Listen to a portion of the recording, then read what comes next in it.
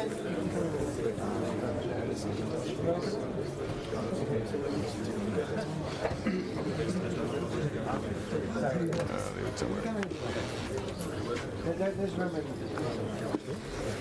just that's fine. Come in, sit down now. Perfect. No mouse? I don't need a mouse. Nope. No, I'm fine with this. Oh wow. People are coming in.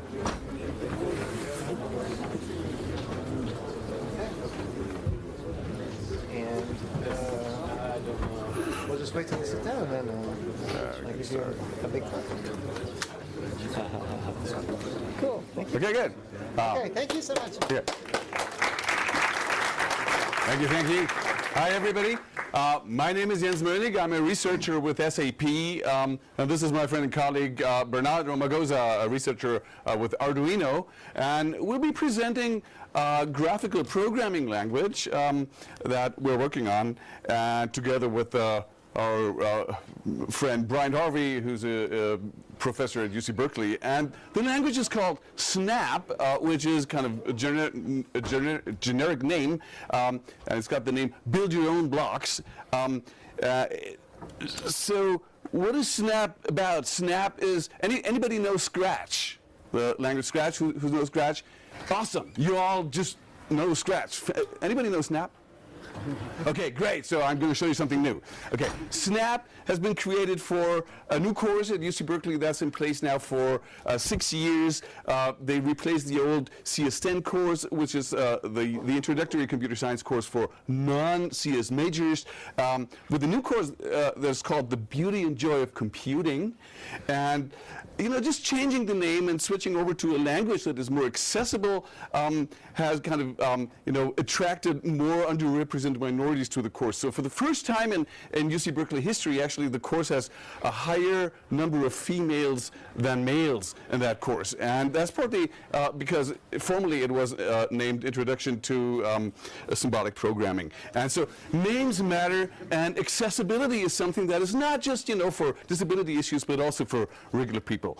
So the development of Snap has been for a long time kind of my side project as I was a programmer and lawyer for another company. But then we got kind of lucky. We got some funding from the National Science Foundation. We got my employers to kind of fund it and let me work on it. It's been MioSoft and now SAP and Y Combinator also. There's a curriculum, the Beauty and Joy of Computing curriculum, that's been developed at UC Berkeley and now at nationwide at Education Development Center.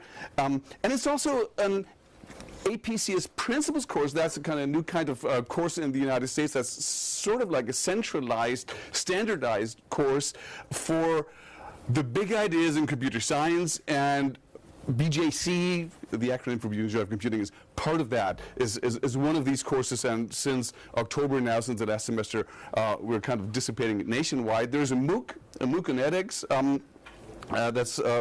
And there's a project to bring this course to 100 high schools in New York City, and we've been working with them for the last year. And they're kind of using this course and also using this language. So the language, which is why we're here, it's web browser based, it's pure HTML, JavaScript, so it runs in the browser. It doesn't have to be installed, which is a problem with schools. If you try to install software, sometimes they won't let you. It's been translated right now into 39 languages, most European languages, but also some Asian ones. It's, of course, free in Libre and open source, so it's all on GitHub. You can fork it, and people have forked it a lot. There's also a free cloud service, so kids can, in school, start a project and then continue working at home by, just logging into the cloud or keep working on it on their iPads. And it's used as a teaching and research platform in many institutions. So, our colleague Brian Harvey coined this term that Snap, which is our language, is basically scheme, but it looks like Scratch. So what does that mean? So from Scratch, we're taking these blocks that stick together, that prevent syntax errors, that look inviting. We've got the 2D cartoonish micro world where there are sprites that can move around. They're against a backdrop, which is called the stage. We've got, you know, the parallelism from Scratch, where things can go at the same time. You don't have to think at the level of ticks in order to make things move, but you have actual, you know, threads and processes. And it's one of the most important things. It's interactive. It's constantly live. There is no compiling run cycle, but wherever you click on a block, it, you know, it immediately happens. And I'm going to show some of that liveness, which is important to make something self-discoverable. So you don't have to Google how does it work. You can just try it, you know, in a safe environment. So this makes for a low floor, as we say. It's an easy access. It gets you started. But it's also Scheme disguised as Scratch. So from Scheme, we're taking the ability to, you know, not just use the blocks that we give you, but also it's an extensible language. You can build your own blocks. You can build any blocks. And by any, I mean you can even build kind of control structures. It's dynamically typed. So we've got heterogeneous data structures, and we've got lexically scoped variables, which kind of allows us to kind of do real computer science, you know. We have some first-class stuff, including first-class lists of lists that allow us to build any model, any data structures, and we've got a way to think about blocks using blocks, which is essentially Lambda. So we've got Lambda and Lambda capturing non-local state of variables, and that also allows us to not just model any data structure, but to model any control structure, basically kind of build your own programming language in blocks. And we've got some fun stuff like first-class continuations, just because we're talking about Scheme, which kind of allows for us to build our own, like break things and non-local exit control structures. And because we're encouraging students to use this language to build their own control structures, we have proper tail recursion, so they can model it recursively, because that's a powerful idea to think about and to learn. So this is basically the old battle cry of the logo community, right? So we got the low floor, but we have no ceiling. We do have a ceiling, you know, technically you can't do everything with Snap, but conceptually, anything and everything that you can express in a programming language, we want to be able to express in this kind of, you know, kids-looking like language. So there are some other things that we, you know, took from other environments that inspired us, like Smalltalk, Logo, and Self. So we've got more first-class stuff. We've got more ways to work with data. We've got web API, so kids can play with robots and drones and stuff. It's extensible with JavaScript, so you got a way to kind of write your own blocks, and even if, you know, it doesn't exist yet, if you need primitives, we can transpile and compile the blocks to other languages, so we can embed it on, you know, little robots, because some of these, like Arduinos, they really enjoy having their sketches kind of natively, because they're low-powered machines. And we can deploy these things as native apps also. And this is basically what we call wider walls. So these are the 3 dimensions that we're talking about: low floor, low entry, no ceiling, so you can stick to, you know, Snap and do your PhD in Snap, but there's also a wide variety of things, and there's usually more than one way to do one thing. So we're very encouraging people not to just to think this is the right way you can do it, but there are different ways and they should all work. So, oh yeah, let me show you. Okay, good. What's happening? I didn't get my Mac. So this is, anybody seen this? This is kind of a project that started it all. It's called V, and what this is it's a little project, and here's an example of a custom block. And this is how we define the block V. So on the stage, what we have is what every Scratch kit will identify as a list watcher. It's a list, only in the list there are blocks. And this is something provocative. This is something Scratch doesn't give you. So here we have this function V, and I've kind of slowed it down to see what happens. So I'm just going to let this run. So just kind of slowly you can see what it does. It'll kind of, you know, turn left, move a little, and then run any of these blocks in the list, go back, turn right, run another any of these blocks. Let me just make it a little faster by turning off visible stepping, so I can run this a couple of times and I get some random ends. And now the question that we ask kids, and this is actually how we what happens now? So now I just press the button and there are 2 V blocks in that list. So what will happen if I now run this procedure? Any idea? Any guesses? W. Double? W. W? W? Any other ideas? Let's just try it. I'm just going to click this. Oh, look, there's kind of some random shapes. Sometimes it'll just do that. Sometimes it'll kind of really go crazy. So we're getting, a fractal because V can now kind of, call itself. And the reason why it doesn't go on forever, like it could go on forever, but, the reason is it's just some statistical probability. It's not going to actually go on forever. And the beautiful thing about, this is we're showing 2 big ideas. And this is what the beauty and joy of computing is all about. We're showing 2 big ideas in this thing. It's a list of procedures. That's procedurous data. Procedurous data is traditionally considered something to be very difficult to understand for beginners especially. But here it's kind of a visualization that's easy for even Scratch kids to get. Procedurous data. And the other way is we're introducing recursion, right? Something that will call itself, and the beautiful example of this is it doesn't even have to have a base case because the base case is just math. So this is kind of the archetypical example. Let me just show you a few things.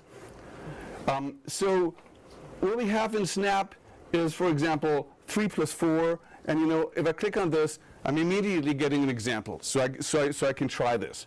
But I can also prevent this from being evaluated by putting it inside a ring. So now it's kind of protected against being evaluated, and then I can go and I can call it again. And now if I call it, I'm again getting 7. So why is this interesting? And I can kind of call it with a parameter, and I'm getting 8. So this is, I can package something and I can unpack it again, and that's seemingly trivial, but what this actually allows us to do is higher order functions. We can pass in the block and evaluate it later. So we can build our own higher order functions. So here's a map, and this is how map is defined. And we can take map and, for example, have a list. Just the old 1, 2, 3, 4 list, and map the ×2 function over this, and we get a list where each item has been transformed. Or we can have, since this is functional, we can have any function in there. Now this is going to be the square function.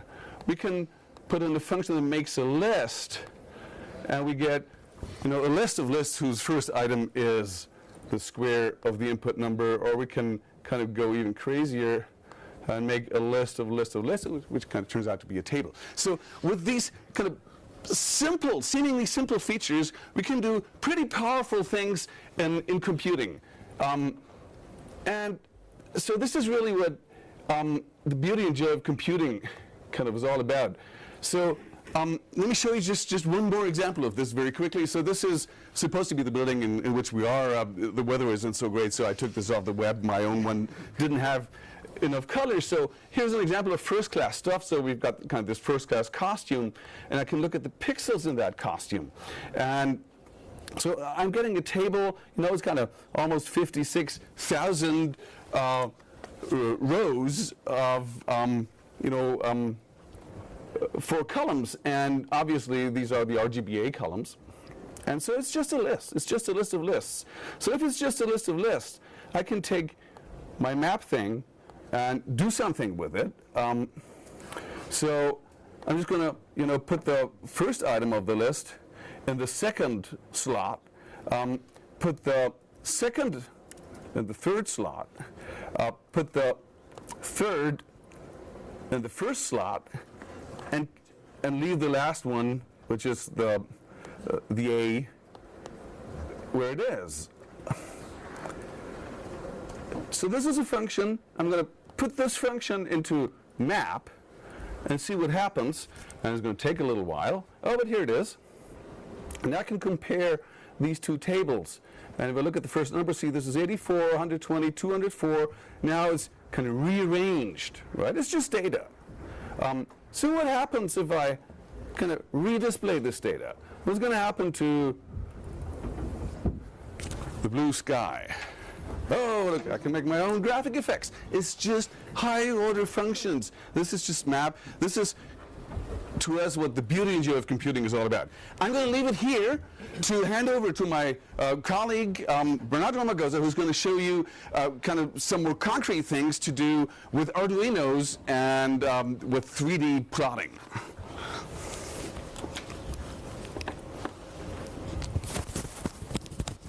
Okay.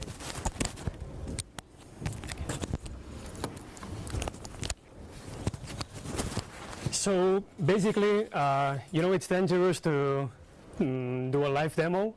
It's even more dangerous when you have hardware involved.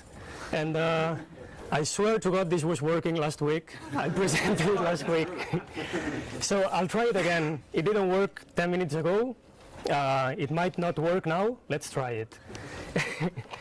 The idea here is I have exactly the same Snap environment, only that it's a modified version of Snap that lets you interact with Arduino boards, okay? So the first thing you do is you connect to the Arduino board, which I have here. It tells me it's been connected. And now I have a sensor here, and I have an LED here. I'll try to be really fast. So I can try to get the analog reading of the pin where the sensor is connected. If I press on it, I'll get a value. So it works exactly like Snap, no difference. So let me try to plot this.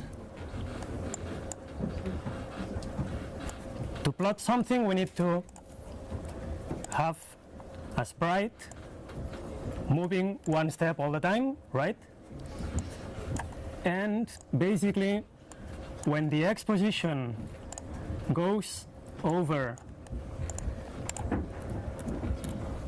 the edge of the stage, I want it to set to the other edge, right?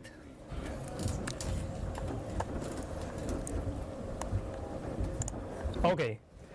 What do I have to do with the Y position? I have to map it to the value of the sensor, right? So I'll just set Y to the value of the sensor. And what if I put the pen down now? And of course I'll need to clear the stage when the sprite gets out of stage, right? Yeah. Okay, so if this was working now, you'd see my heartbeat, which you kind of do, kind of. And I can also map this to, again, the real world. And in the real world, I have this LED that would be mimicking my heartbeat, if it all was working. I'll try, because these are very sensitive sensors, and they sometimes need to be under a bit of pressure and in darkness. So I'll try to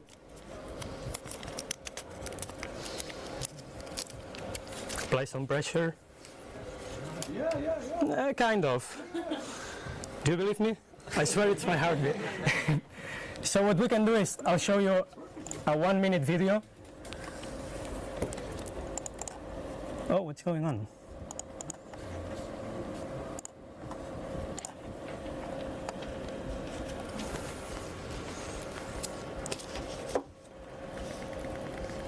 Heart rate monitor from. So this is the heart rate monitor.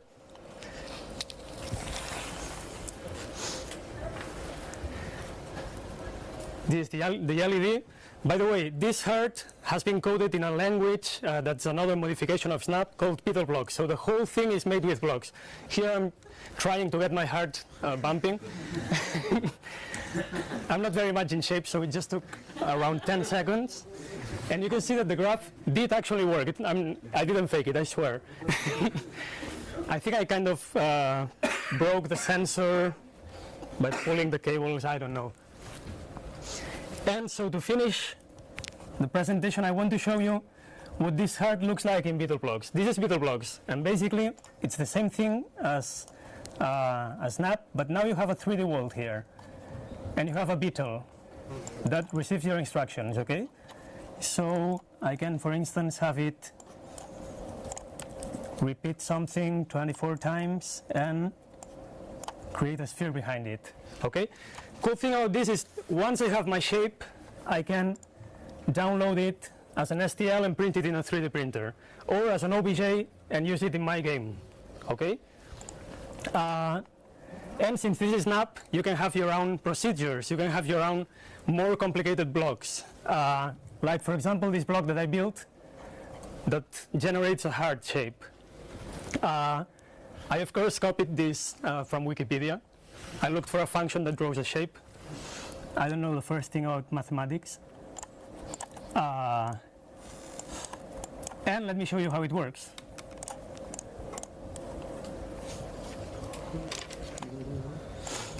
Now it was in turbo mode, but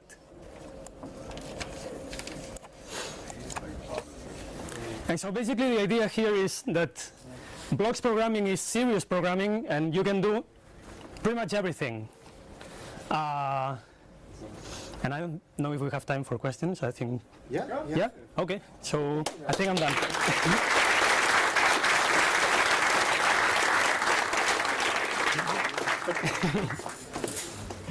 Questions? Yeah. Have you considered? I actually used to teach kids with Scratch, and it worked really well. But like after a while, they just kind of grew out of it. Like they hit some wall. I could tell Snap is more powerful, but have you considered at some point offering a way to transition to text-based programming, like within the same tool?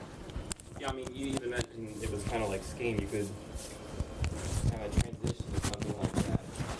Okay, there's a question, like what's the strategy to transition to progress from block-based coding to text-based coding? And I've kind of given talks on this the other way around, like how do you progress from text-based code to blocks-based code?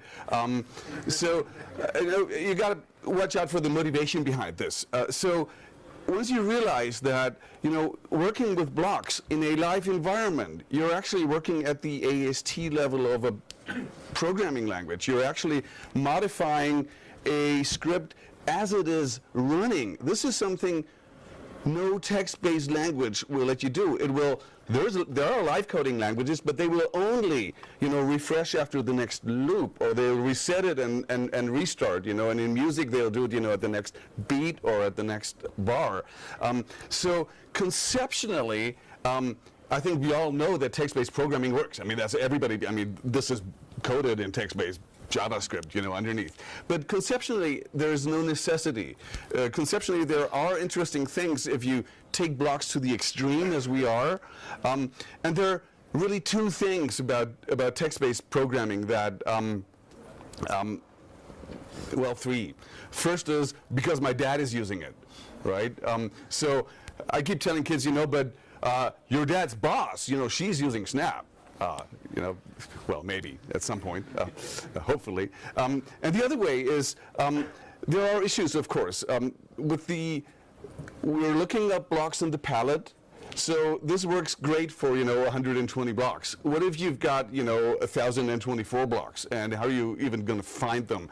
So I could show you some more, but we've built something into Snap that lets you type blocks. So there's a typing mode, and you could just start typing, and then you get all the blocks, and with just a few keystrokes, you kind of assemble a script. And I've been very inspired to do this, and basically to the point of almost copying it from Greenfoot, from Michael Culling and Neil Brown.